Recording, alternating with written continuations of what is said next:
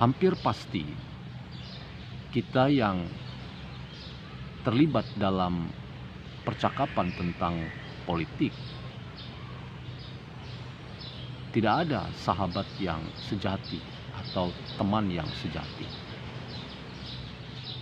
Politik sering diidentikan dengan kepentingan ketimbang pertemanan atau persahabatan. Politik sering diidentikan dengan mencari kepentingan-kepentingan yang dapat dinegosiasikan dalam ruang-ruang yang selalu cair.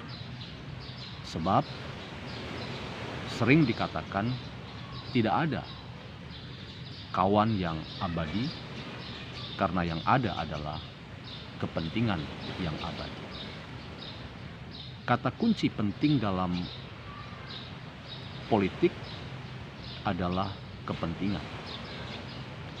Jika kepentingan itu kemudian menjadi laku yang umum dan biasa dalam seseorang memasuki ranah politik, maka kepentingan yang seperti apa yang seharusnya dimiliki oleh seorang yang secara sadar memilih politik sebagai panggilan, memilih politik sebagai bagian dari cara hidup atau gaya hidupnya, bahkan politik sebagai panggilan yang lebih mulia, yaitu ingin mengabdikan diri pada kepentingan-kepentingan yang lebih besar. Dalam perspektif filsafat, apa yang sering diterminologikan bahwa tidak ada kawan yang sejati, yang ada adalah kepentingan yang sejati, itu sebetulnya juga mewarnai hidup dan wacana-wacana berpikir dalam pemikiran filsafat. Ambil contoh misalnya Jean-Paul Sartre. Ia adalah orang yang dalam aktivitas politiknya sangat dikenal sebagai seorang yang sangat setia kawan. Orang yang memperjuangkan harkat martabat orang-orang yang terdiskriminasi, terzolimi, untuk menemukan apa yang harusnya mereka miliki. Dan lembaga-lembaga publik harusnya menyediakan semua apa yang dipentingkan dan dibutuhkan oleh mereka-mereka yang berada di garis bawah. Mereka-mereka yang seringkali dianggap bukan pemilik kekuasaan yang besar. Mereka rakyat biasa yang seringkali menghadapi satu kenyataan bahwa politik tidak ramah kepada mereka, kekuasaan tidak bersahabat kepada mereka. Jean-Paul Sartre adalah seorang aktivis, bahkan seorang yang sering turun ke jalan dalam demonstrasi-demonstrasi sosial untuk memastikan bahwa ada proses politik yang mendewasakan sebuah demokrasi yang dipilih, yang seringkali tidak ramah pada mereka yang kecil, yang lemah, yang seringkali menghadapi kenyataan diskriminasi dan perilaku ketidakadilan. Namun, Jean-Paul Sartre itu juga dikenal sebagai seorang filsuf. Orang sering bingung karena Sartre seringkali hadir dengan pikiran-pikiran filsafat yang justru bertolak belakang dengan keberadaan dirinya sebagai seorang aktivis sosial, aktivis politik yang sering menyuarakan hak-hak mereka yang terzolimi agar mereka mendapatkan apa yang layak bagi hidup mereka dan apa yang wajib dilakukan oleh lembaga-lembaga publik untuk menolong rakyat menemukan hidup yang berkualitas dan hidup yang lebih baik. Misalnya salah satu statement kontroversial dari seorang Jean-Paul Sartre adalah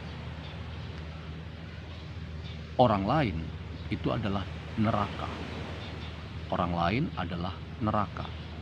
Karena orang lain adalah neraka, maka relasi di antara kita dan orang lain atau di antara pribadi atau individu satu dengan individu lain itu adalah relasi kecurigaan. Bahkan secara ekstrim, orang lain dianggap sebagai ancaman. Dan daripada kita yang terancam dengan berbagai macam bentuk hingga hal yang ekstrim misalnya pembunuhan, maka seorang itu dibenarkan untuk membunuh orang lain. Jadi agak kontras dan bertolak belakang dengan aktivitas politik Jean-Paul Sartre yang ketika seorang muda dia menjadi seorang aktivis sosial politik dalam rangka keadilan. Tetapi pikiran-pikiran filsafatnya membuat kita bertanya-tanya, mengapa seorang Sartre sering mengatakan bahwa orang lain itu adalah ancaman, orang lain itu adalah sumber bahaya. Karena itu kita harus melihat orang lain itu sebagai ancaman yang harus kita hadapi dan kita antisipasi, bahkan dengan menghilangkan nyawanya. Teman-teman, politik yang saya katakan tadi, tidak ada kawan yang sejati, yang ada adalah kepentingan yang sejati. Itulah yang hendak dikatakan misalnya oleh atau dievaluasi oleh seorang Yusril Iza Mahendra.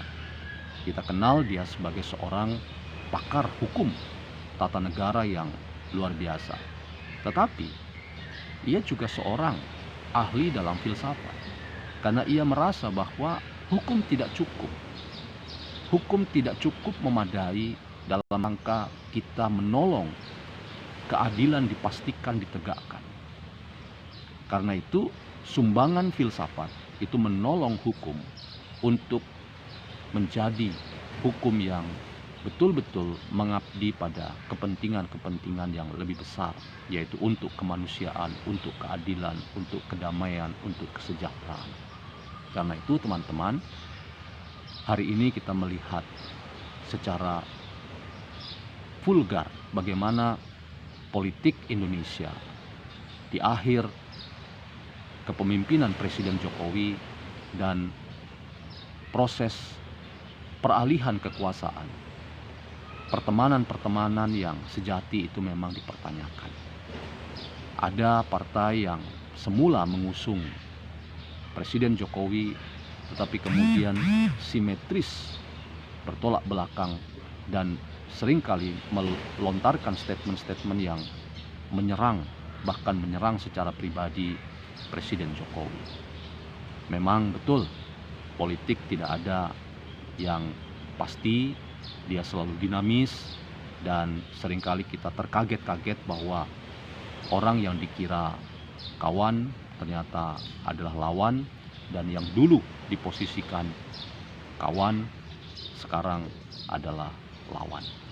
Nah, disinilah filsafat politik membutuhkan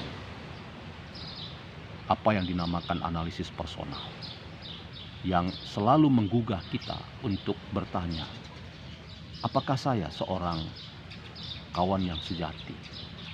Tidak hanya kepentingan yang kita mau perjuangkan, tetapi apakah persahabatan kita betul-betul adalah persahabatan yang sejati, yang lahir dari ketulusan, kemurnian, kejujuran, dan pada pribadi-pribadi yang bersahabat dengan tulus dan murni, kita percaya bahwa politik yang syarat kepentingan itu pada akhirnya adalah politik yang membawa kebaikan bagi hidup bersama, bagi bangsa yang lebih besar, bagi masyarakat yang sangat plural dan majemuk ini.